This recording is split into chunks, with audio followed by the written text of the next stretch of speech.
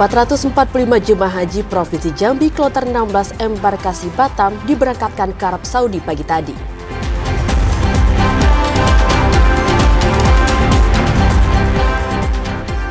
Ketersediaan hewan kurban di kota Jambi baru 40% dari target.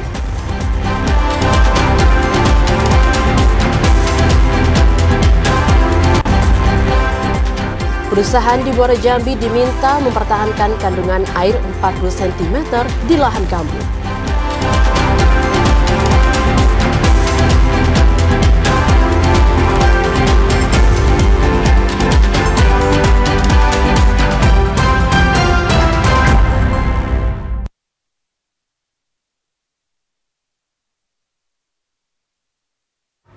Assalamualaikum warahmatullahi wabarakatuh. Selamat sore saudara. Terima kasih Anda masih menyaksikan Jambi hari ini, edisi Sabtu 17 Mei 2025. Ya, selain 3 topik utama tadi, redaksi kami juga telah menyiapkan sejumlah informasi penting dan menarik lainnya untuk Anda. Bersama saya Karani Liana. Dan saya Yogi Aprilianto, inilah Jambi hari ini selengkapnya. Mengawali informasi Jambi hari ini saudara, dalam segmen ibadah haji 1446 Hijriah. Gubernur Jambi Al-Haris secara resmi melepas keberangkatan 445 jemaah haji Provinsi Jambi yang tergabung dalam kloter 16 embarkasi Batam melalui embarkasi haji antara Provinsi Jambi. 445 orang jemaah haji Provinsi Jambi yang tergabung dalam kelompok terbang 16 embarkasi Batam resmi diberangkatkan ke Arab Saudi melalui embarkasi haji antara Provinsi Jambi Sabtu pagi. Sebelum diterbangkan ke Bandara Hang Nadim Batam, para jemaah yang berasal dari Kabupaten Sarolangun, Tebo, serta Muara Jambi dilepas langsung oleh Gubernur Jambi Al-Haris. Pada pelepasan tersebut, Gubernur Al-Haris meminta para jemaah agar dapat menjaga kesehatan selama berada di Tanah Suci. Mengurangi aktivitas di luar rangkaian ibadah haji yang dapat menguras energi, serta menerapkan pola istirahat yang tepat, sangat diperlukan untuk menghindari kelelahan. Al-Haris juga minta para petugas haji mampu menjalankan tugasnya dengan maksimal dalam upaya memberikan pelayanan yang baik bagi para jemaah. Gubernur Al-Haris berharap para jemaah selamat baik pergi maupun pulang dan bisa menjadi haji dan haja yang mabrur sehingga bisa menjadi contoh positif bagi keluarga maupun lingkungan. Ini berangkat yang ketiga. Nah, mudah-mudahan semua jemaah calon haji Jambi ini dalam mulai dari proses keberangkatan sampai pada pelaksanaan ibadahnya lancar semuanya dan sampai kembali ke tanah air dengan baik. Yang kedua, kita pesankan juga dengan seluruh petugas haji kita, dari petugas kesehatan, pemimpin ibadah haji dan semua petugas haji, agar mereka benar-benar melayani daripada jemaah haji kita selama di ibadah haji. Kepala Kantor Wilayah Kementerian Agama Provinsi Jambi Mahbub Daryanto mengatakan, proses pemberangkatan jemaah haji yang tergabung dalam kloter 16 seluruhnya berjalan lancar, baik dimulai dari penerimaan hingga proses pemberangkatan ke bandara. Seluruh jemaah dinyatakan sehat dan layak untuk diterbangkan berdasarkan pemeriksaan kesehatan yang dilakukan. Di Tebo dan Sarolangun, dan kemarin sudah masuk asrama, alhamdulillah boleh berangkat semua, karena memang nih di asrama haji ini proses clearance ya, artinya bahwa mereka ini sudah masuk karantina, imigrasi selesai, udah oke, terus barang-barang bawaannya juga sudah oke, kesehatannya pun sudah oke, sudah selesai, tinggal ini makanya kita inapkan semalam dan kita akan berangkatkan, ini sedang persiapan dan mudah-mudahan mereka semuanya lolos untuk sampai di Tanah Suci. Para jemaah haji Provinsi Jambi yang tergabung dalam kloter 16 embarkasi Batam mendapatkan pemondokan di sektor 5 wilayah Rauda. Randy Arta, TVRI Jambi melaporkan. Jelang keberangkatan ke Tanah Suci, 209 koper jemaah haji Kabupaten Bungo kloter 19 dikumpulkan di kantor Kemenak untuk diberikan label.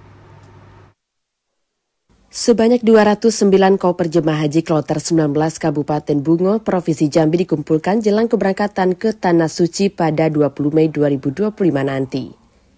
Koper berisi perlengkapan ibadah haji dikumpulkan di kantor Kemenak Bungo dan selanjutnya pada hari Senin 19 Mei siap diangkut menuju asrama haji Provinsi Jambi.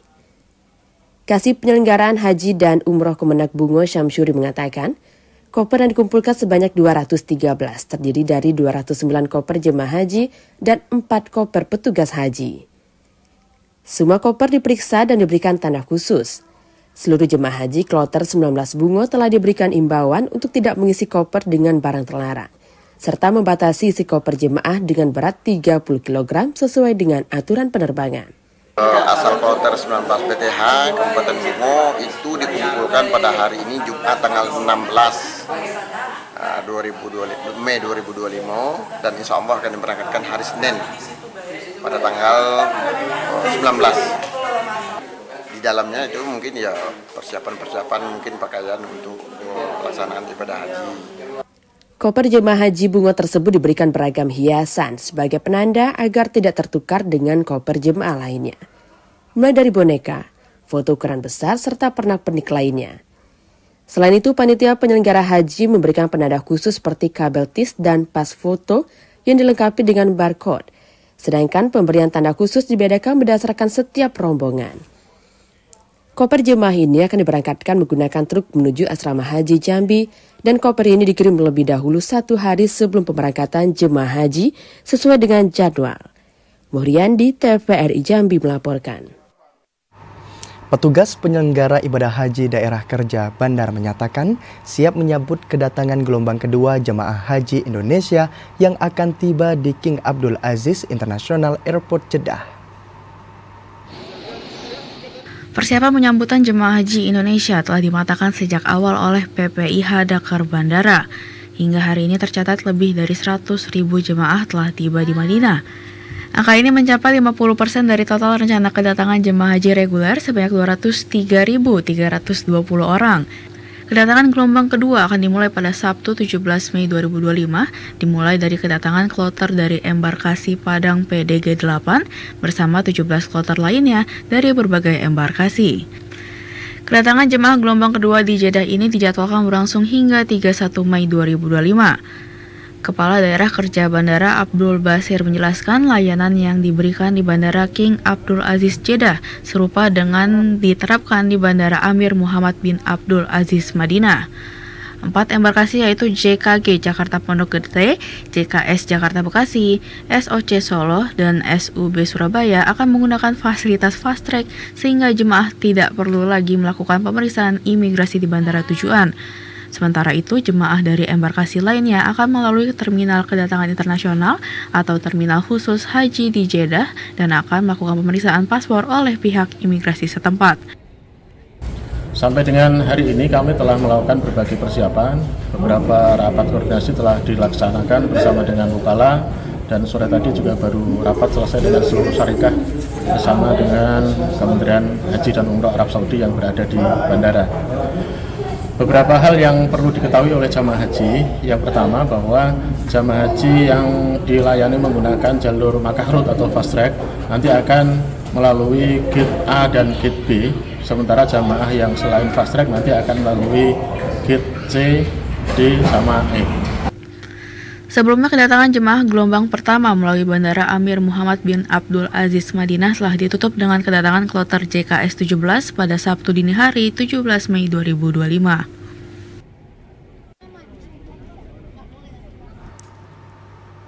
Sementara itu, saudara, petugas penyelenggara ibadah haji Arab Saudi menilai penempatan jemaah haji Indonesia di Makkah dilakukan berbasis pada syarikah. Hal ini penting untuk kelancaran pelayanan jemaah saat masa puncak haji di Arafah, Musdalifah, dan Mina. Penempatan jemaah haji Indonesia di Makkah tahun ini dilakukan berbasis pada syarikah atau perusahaan penyedia layanan haji, bukan berbasis kelompok terbang. Penerapan sistem syarikah bertujuan untuk meningkatkan profesionalisme dan kualitas layanan karena pelaksanaannya dilakukan oleh pihak swasta yang lebih kompetitif dan fokus pada pelayanan jemaah. Ketua Panitia Penyelenggara Ibadah Haji PPIH Arab Saudi Mukhlis Hanafi menegaskan, pendekatan ini dilakukan agar proses mobilisasi dan layanan saat puncak haji di Arafah, Musdalifah, dan Mina berjalan optimal. Pada musim haji tahun ini, 8 syarikah yang melayani jemaah haji Indonesia. Jadi ini bagian dari transformasi perhajian yang dilakukan oleh pemerintah Arab Saudi melalui digitalisasi. Jadi semua sekarang proses itu melalui e-hajj. semua kontrak kita, proses pemvisaan itu melalui e-Hajj. Nanti dari e-Hajj itu terbit kartu nusuk ini. Artinya jamaah itu memang sudah membeli layanan kepada syarikah-syarikah, kemudian syarikah itu menggaransi visanya, kita mendapat visa dan bisa berangkat ke sini. Maka bukti identitas bahwa kita ini adalah jamaah haji yang sudah memiliki paket layanan, sudah punya visa, sudah punya yang menggaransinya, jadi semacam kafil. Syarikah itu semacam kafil bagi jamaah kita. Maka ini menjadi identitas jamaah haji kita.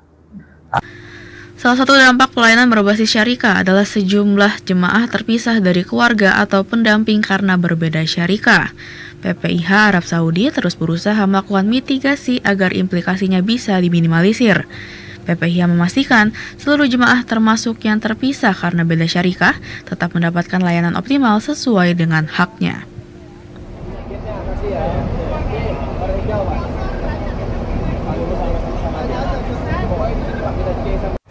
Saudara, tetaplah bersama Jambi hari ini karena kami akan segera kembali dengan sejumlah informasi penting dan menarik lainnya untuk Anda. Di antaranya PT PHK Umakin Group membayar denda adat sebesar 700 juta rupiah ke suku anak dalam.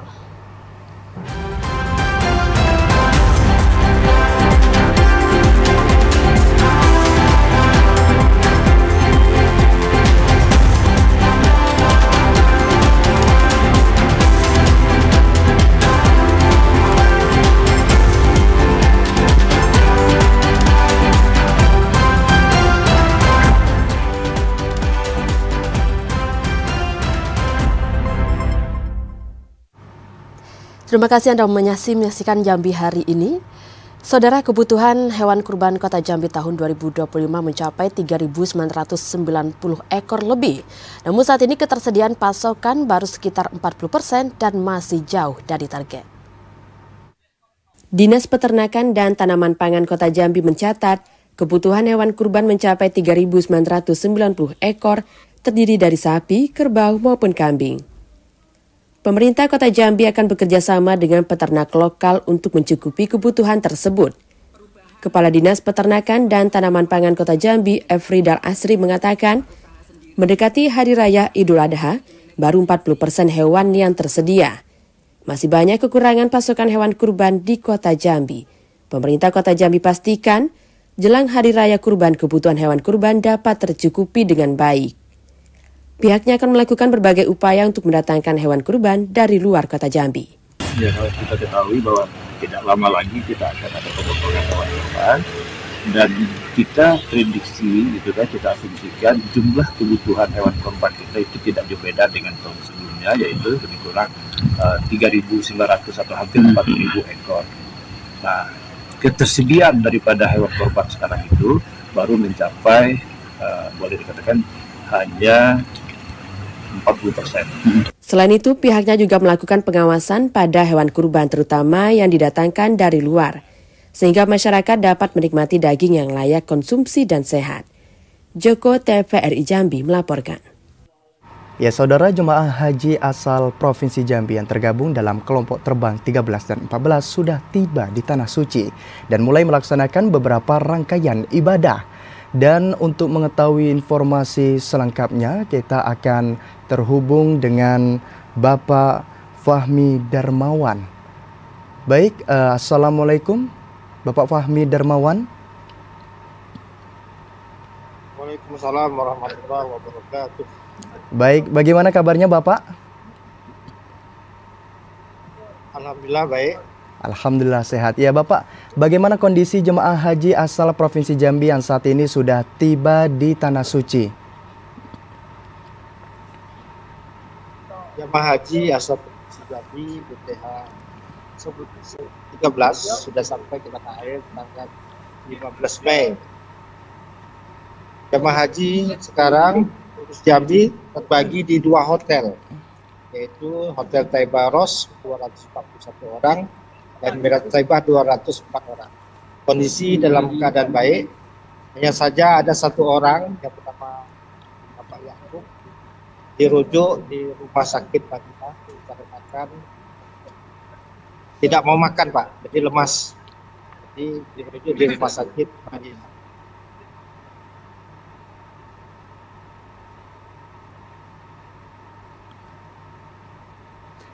Baik Bapak Fahmi, apakah ada kendala yang dialami jemaah haji ketika sampai di Tanah Suci, Bapak?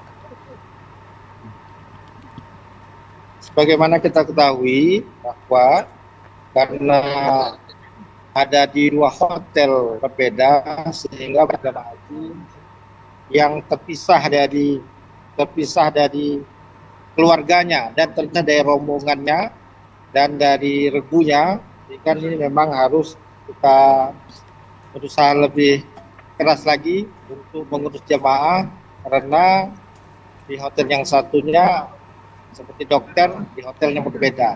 Banyak juga jemaah di rumah tidak dapat hotel, tapi alhamdulillah di hari kedua dan ketiga ini sudah mulai lancar. Ya. Baik Bapak, apakah jemaah haji saat ini sudah mulai melaksanakan rangkaian ibadah haji Bapak? Saat ini karena kita di Madinah, jadi jemaah haji sekarang sudah mulai ya beribadah, berziarah ke makam Nabi, ke Raudhah, dan sholat di Masjid Nabawi 5 waktu, mengejar sholat arba'in, yaitu 40 waktu sholat yang dikerjakan di Masjid Nabawi. Baik Bapak, terima kasih Bapak Fahmi Darmawan atas informasinya. Selamat beraktivitas kembali dan mudah-mudahan dalam keadaan sehat Bapak. Baik, saudara, jelang perayaan Hari Raya Idul Adha tahun 2025, pengawasan lalu lintas logistik hewan kurban diperketat. Hewan kurban yang tiba di Muaro Jambi dipastikan memenuhi ketentuan dan telah divaksin PMK.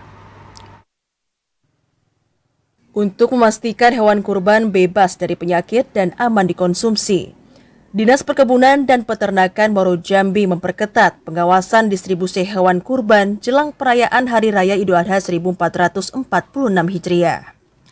Langkah ini dilakukan guna mencegah penularan penyakit di tengah meningkatnya lalu lintas pengiriman hewan kurban dari luar daerah yang masuk ke wilayah Kabupaten Muaro Jambi.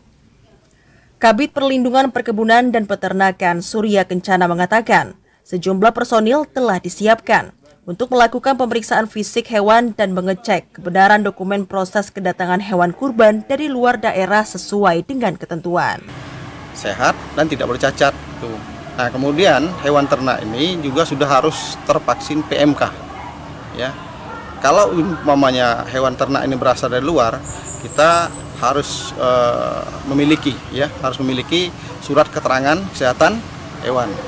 Nah, jadi dalam itu lengkap semuanya. Kalau sudah ada SKKH-nya berarti hewan ternak itu sudah tervaksin PMK. Tidak hanya memastikan hewan kurban yang datang dari luar daerah dalam kondisi sehat, namun pemerintah juga memastikan hewan kurban milik peternak lokal juga telah divaksin PMK, sehingga hewan kurban tidak mudah terserang penyakit dan daging dapat dipastikan sehat serta layak dikonsumsi.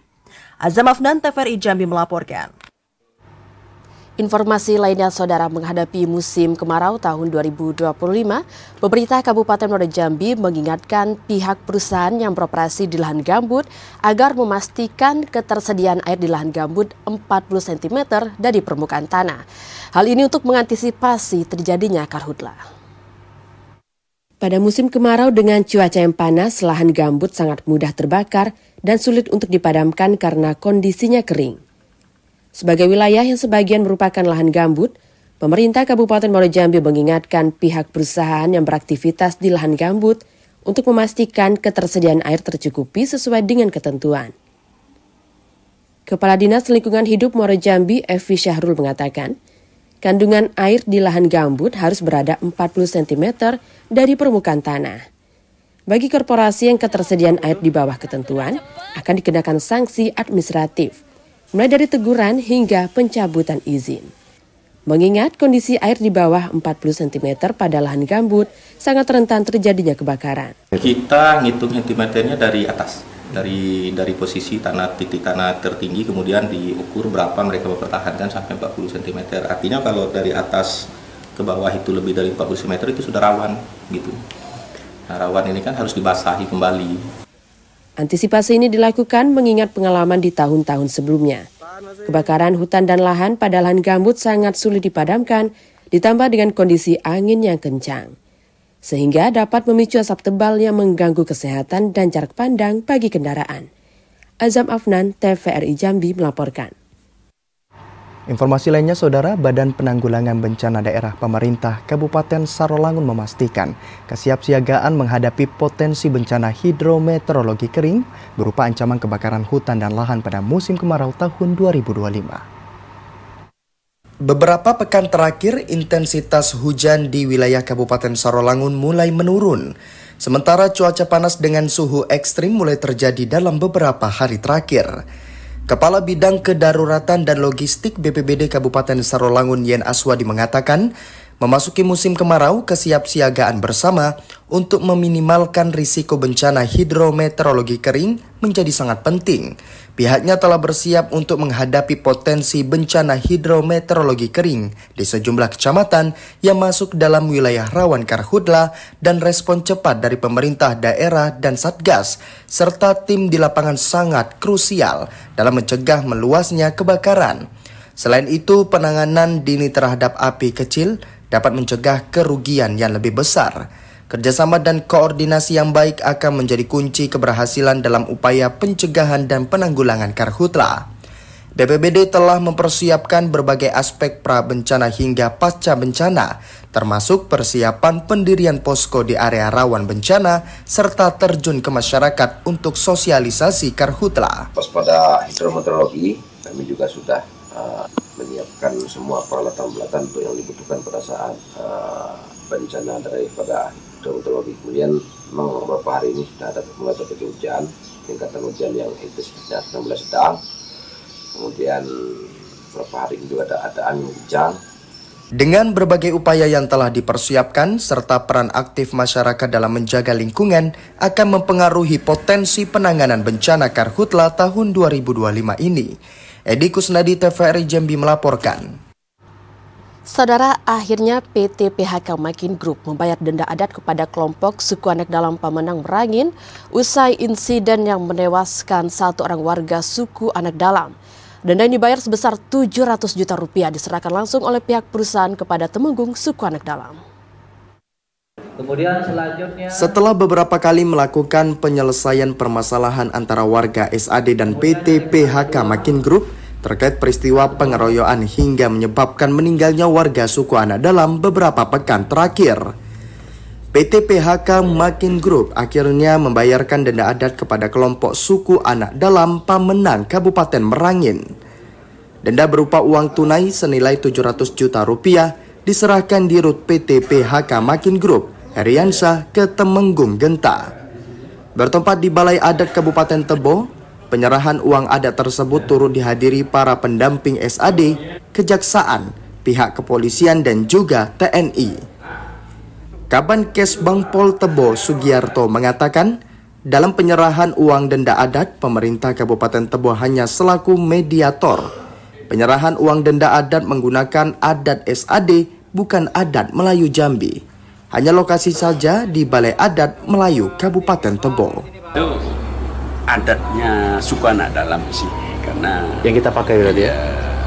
Karena suku anak dalam kan dianggap kejadian ini ada unsur kesengajaan, sehingga dendanya itu sampai ada yang 2 kali lipat, ada yang 3 kali lipat. Makanya terkumpul sebesar ini. Denda tidak hanya dibayar kepada kelompok pemenang saja, namun PT PHK Makin Group juga membayar denda kepada Temenggung SAD kelompok Muara Tabir sebesar 100 juta. Intizam, TVRI Jambi melaporkan. Satlantas Polres Batanghari tindak tegas truk batubara yang melanggar penghentian operasional. Informasi selengkapnya akan kami hadirkan usai jeda, tetaplah bersama Jambi hari ini.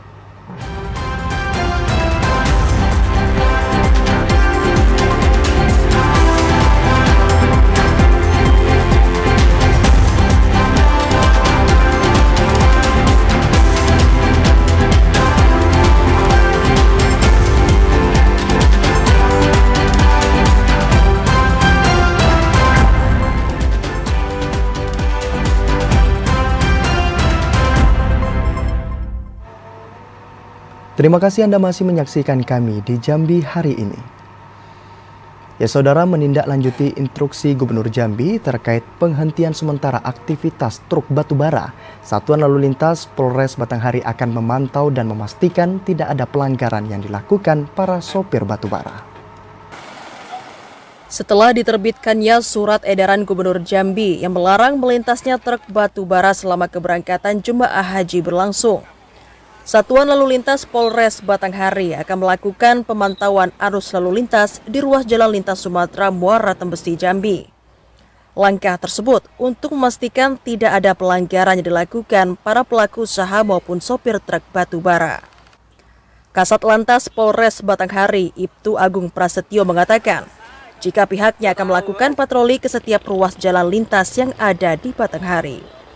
Apabila ditemukan kendaraan angkutan batubara yang masih nekat beroperasional di masa pembatasan melintas, petugas akan melakukan tindakan tegas bagi pelanggar tersebut. Pemberhentian sementara operasional angkutan batubara mulai tanggal 13 Mei hingga 21 Mei. Kemudian kami laksanakan pengaturan maupun patroli hunting yang bersifat hunting. Bila mana ada angkutan batubara yang masih melintas di waktu operasional, pembatasan operasional tersebut, akan kami laksanakan penindakan. Agung juga mengimbau agar semua pelaku usaha ataupun sopir truk batubara untuk mematuhi instruksi yang telah ditetapkan pemerintah Provinsi Jambi demi mendukung kelancaran mobilitas angkutan para jemaah haji. Ade Juniawan, TVRI Jambi melaporkan. Petugas kepolisian UPTD Samsat dan Jasara Harja melaksanakan operasi pajak kendaraan bermotor guna meningkatkan pendapatan asli daerah. Puluhan pengendara terjaring dalam razia gabungan tersebut. Mendukung peningkatan pendapatan asli daerah atau PAD, pemerintah melaksanakan operasi gabungan pajak kendaraan roda 2, roda 4 maupun roda 6.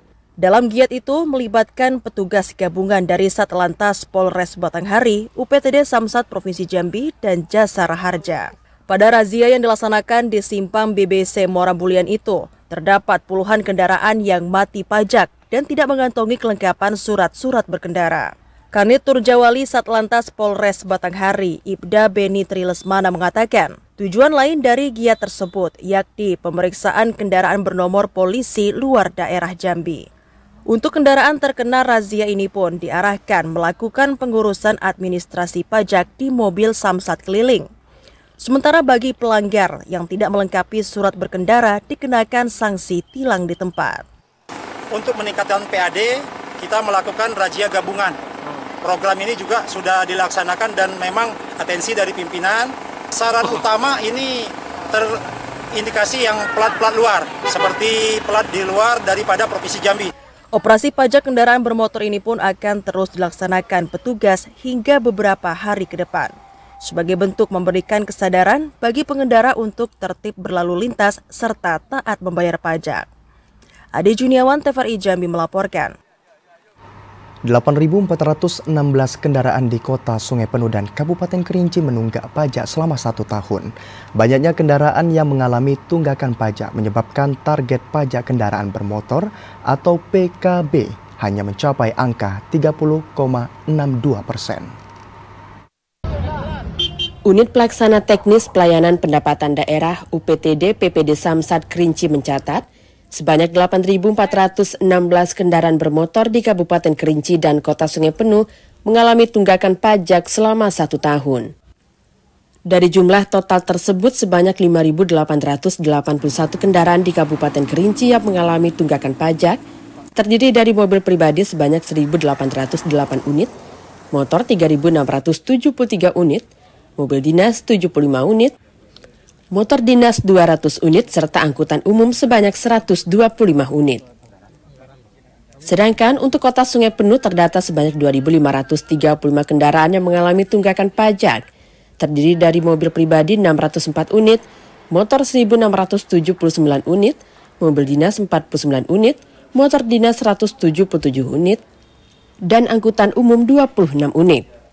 Kepala UPTD PPD Samsat Kerinci Indra Gunawan mengatakan, banyaknya kendaraan di Kabupaten Kerinci dan Kota Sungai Penuh yang mengalami tunggakan pajak selama 1 tahun menyebabkan realisasi dari capaian pajak kendaraan bermotor PKB masih di angka yang rendah yaitu 30,62% dari jumlah target realisasi PKB sebanyak 2.900 juta rupiah. Belum membayar pajak, mungkin ke depan sudah ditertibkan, mungkin saya yakin dan percaya ini bisa tercapai targetnya dari dinas. Dan sekarang masih banyak kendaraan dinas yang belum bayar pajak dan menunggak. Belum ada informasi, kami banyak juga menerima masukan dari masyarakat dan juga dari OPD. Gimana pemutihan Pak? Kalau pemutihan nanti, kalaupun ada, nanti akan ada edarannya dari Pak Gubernur nanti. Diharapkan masyarakat Kabupaten Kerinci dan Kota Sungai Penuh segera menumbuhkan rasa tanggung jawab terhadap pajak kendaraan, sehingga dapat mempercepat pembangunan daerah.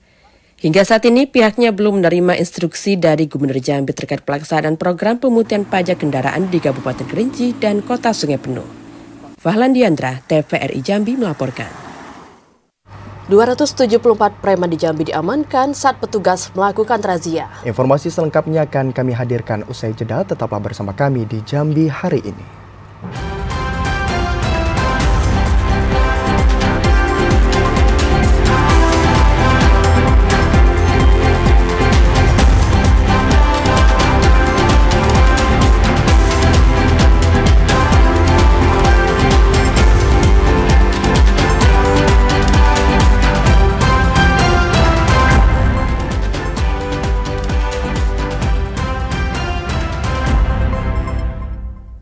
Terima kasih Anda masih menyaksikan Jambi hari ini. Saudara, 274 orang preman diringkus polisi. Mereka diamankan saat petugas melakukan razia penyakit masyarakat dalam beberapa hari terakhir.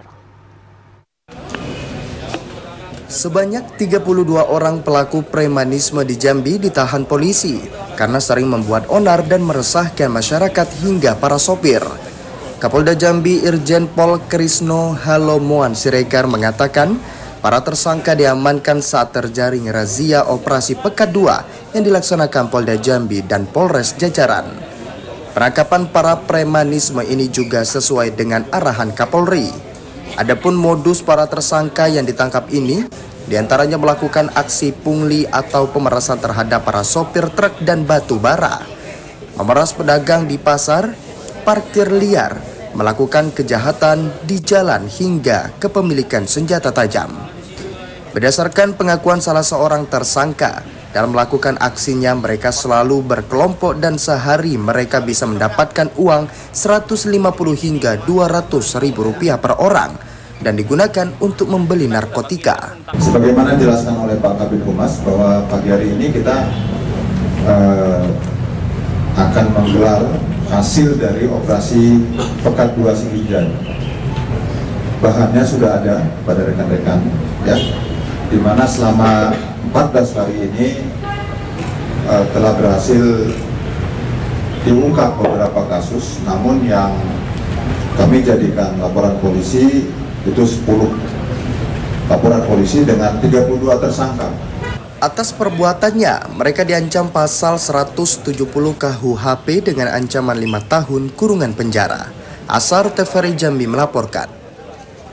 Ya saudara, rencana study tour siswa SD Negeri 84 yang mematok biaya sebesar Rp680.000 per siswa akhirnya dibatalkan oleh pihak sekolah. Hal itu dikarenakan adanya kecaman dari keluarga siswa yang merasa terbebani dengan nominal biaya tersebut.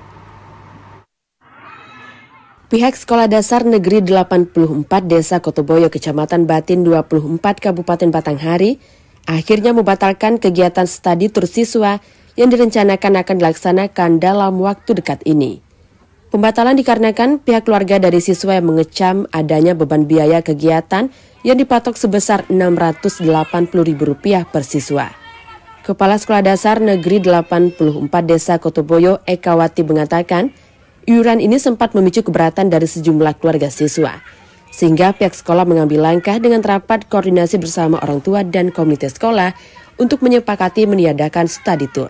Tapi nampaknya jalan-jalan ini dibatalkan dan uang dikembalikan. Kami tidak pernah memaksa dan kami juga tidak pernah mengklaim bahwa kalau tidak membayar tidak lulus, itu tidak pernah. Ekawati juga mengatakan kegiatan perpisahan akan dilaksanakan di sekolah dengan menggunakan fasilitas yang ada di sekolah secara sederhana. Ade Juniawan, TVRI Jambi melaporkan. 2 bulan ditiadakan kegiatan Car Free Night dan Car Free Day di Kabupaten Bungo, pedagang dan pelaku UMKM mengeluh omset turun hingga 50% karena sepi pembeli. Pedagang kaki lima dan pelaku usaha mikro kecil dan menengah UMKM di Car Free Night dan Car Free Day di seputaran lokasi Jalan Sri Sudewi mengeluh karena omsetnya menurun. Ini disebabkan 2 bulan belakangan sejak sebelum Ramadan hingga selesainya pilkada ulang di Bungo, kegiatan Car Free Night ditiadakan, sehingga lokasi Car Free Night dan Car Free Day sepi pengunjung. Hamid Wijaya, salah seorang pelaku UMKM di area Car Free Night Bungo mengatakan, sudah 2 bulan lebih kegiatan Car Free Night ditiadakan tanpa ada keterangan dari pihak penyelenggara kegiatan. Akibatnya omset pelaku UMKM dan pedagang kaki lima mengalami penurunan drastis hingga 50%. Pedagang berharap bupati yang baru dapat menata ulang kegiatan Car Free Night dan Car Free Day sehingga bisa meningkatkan dan menumbuhkan ekonomi masyarakat, terutama pelaku UMKM dan pedagang kaki lima. Kurang lebih hampir sekitar 2 bulan karena pas masuk puasa sampai kemarin ini baru diadakan, di kurang lebih 2 bulan. Jadi dengan adanya Car Free Night kami sebenarnya sangat terbantu. Makanya kami berharap semoga Car Free Night ini ada terus selamanya, semakin bertambah, bertingkat, dan semakin bisa disesuaikan. Salah seorang warga, Saipul, mengatakan keberadaan Car Free Night sangat bermanfaat bagi masyarakat sebagai tempat hiburan, serta menikmati jajanan dan kuliner khas Jambi, khususnya Bungo. Sementara berdasarkan keterangan penanggung jawab kegiatan, rencananya dalam minggu ketiga bulan Mei ini Car Free Night dan Car Free Day akan diaktifkan kembali, sehingga pelaku UMKM dan pedagang kaki lima bisa kembali meningkatkan omsetnya. Nuriandi, TVRI Jambi melaporkan. Guna menjaga kedaulatan bangsa, Bank BI Perwakilan Provinsi Jambi menggelar berbagai macam lomba, salah satunya mural. Lomba ini bertujuan untuk menumbuhkan semangat nasionalisme dan rasa cinta tanah air. Bank Indonesia Perwakilan Provinsi Jambi menggelar kegiatan nasional serentak di seluruh Indonesia untuk menumbuhkan semangat nasionalisme dan cinta tanah air. Pada kegiatan Verbi atau Festival Rupiah Berdaulat Indonesia dimeriahkan dengan berbagai lomba seperti lomba mural, lomba mendongeng, lomba menggambar dan mewarnai, lomba duta muda dan duta guru cinta bangga paham rupiah. Deputi Kepala Perwakilan Bank Indonesia Provinsi Jambi, Mukti Rigowo mengatakan, kegiatan ini diselenggarakan untuk meningkatkan cinta, bangga dan paham rupiah bagi masyarakat. Rupiah merupakan identitas negara, harus sama-sama dijaga. Mukti juga mengatakan, melalui karya seni ini diharapkan masyarakat khususnya anak muda dapat menjadi generasi penerus yang cinta tanah air dan membanggakan Indonesia. Jadi hari ini Bank Indonesia menyelenggarakan kick-off Jambi Road to Perbi, yaitu rangkaian kegiatan menuju Perbi. Perbi itu yaitu Festival Rupiah Berdaulat, kegiatan nasional yang dilakukan untuk menggugah semangat nasionalisme dan cinta tanah air melalui rupiah. Salah seorang dewan juri, Wawan, mengatakan, dalam lomba mural terbagi 2 kategori, yakni remaja dan dewasa dengan jumlah total puluhan peserta. Mural bukan hanya menjadi media ekspresi seni, namun juga sebagai sarana edukasi agar tumbuh kesadaran bahwa merawat rupiah berarti juga merawat NKRI dan kedaulatan bangsa. Jaga rupiah dengan 5J dan paham dan dalam bijak dalam menggunakan rupiah dalam belanja atau investasi menyimpan yang bertuju ke kestabilan ekonomi dan simbol kedaulatan. Dan teman-teman pelaku seni di sini diundang dan diajak untuk berpartisipasi. Pemenang lomba ini akan diajukan ke tingkat yang lebih tinggi. Diharapkan di tingkat nasional, Provinsi Jambi turut menjadi juara. Yogi Ramadhani, TVRI Jambi melaporkan. Petani jagung hibrida mulai memasuki masa panen. Demi mendapatkan harga berkualitas, petani lebih memilih untuk menjual ke tengkulak. Pemerintah resmi menaikkan harga pembelian pemerintah HPP jagung di tingkat petani menjadi Rp5.500 per kilogram sebagai langkah strategis untuk menjaga stabilitas harga sekaligus meningkatkan kesejahteraan petani. Fakta di lapangan, para petani di Desa Sukamaju, Kecamatan Geragai, Kabupaten Tanjung Jabung Timur justru lebih memilih menjual ke tengkulak ketimbang menjual ke pemerintah. Salah seorang petani setempat, Katumi, mengatakan, saat ini lahan jagung hibrida seluas 1/4 hektar tengah berlangsung masa panen bersama petani lainnya. Dalam 1 kilogram, Katumi menjual Rp6.500 hingga Rp7.000 jagung hibrida yang telah dipipil dari bonggolnya. Penjualan hasil panen jagung ke tengkulak ini dikarenakan petani mendapat kemudahan serta aksesibilitasnya. Jagung hibrida yang sudah dipipil sering digunakan sebagai bahan makanan karena kaya karbohidrat. Selain itu, jagung pipil dapat dimasak dengan berbagai cara, seperti direbus, ditumis, atau dipanggang. Kemudian jagung hibrida juga dapat digunakan untuk memproduksi berbagai produk pakan ternak. Ini 90 hari kering. 90 hari. Biasanya digunakan untuk apa, Mbah? Pakan ayam. Pakan ayam. Sebenarnya kalau untuk makan manusia bisa? Bisa. Untuk nasi, untuk kerontol, untuk marming tuh. Kendati harganya tinggi, petani menyebut harga bibit jagung hibrida sangatlah mahal ketimbang jagung biasa pada umumnya. Petani berharap pemerintah juga dapat membantu dalam pengadaan bibit jagung hibrida secara rutin seperti bibit padi. Cliva Patria, TVRI Jambi melaporkan.